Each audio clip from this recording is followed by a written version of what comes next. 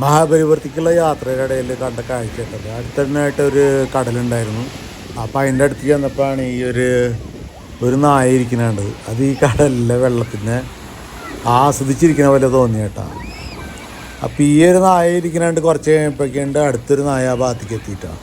അത് വന്ന് സുഖമായിട്ട് കിടന്ന് അതിൽ അർമാദിച്ച് കിടക്കായിരുന്നു.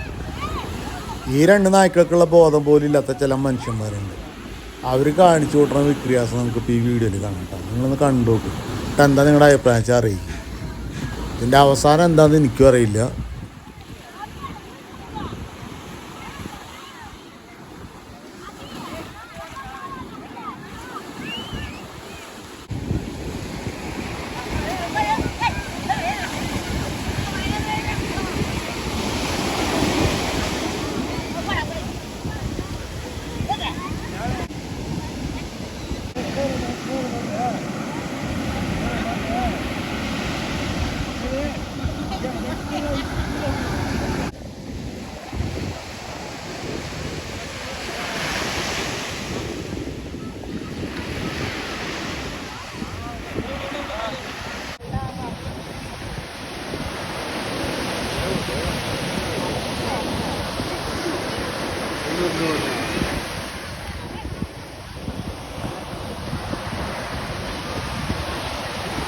ആളർമാദിക്കുന്നു.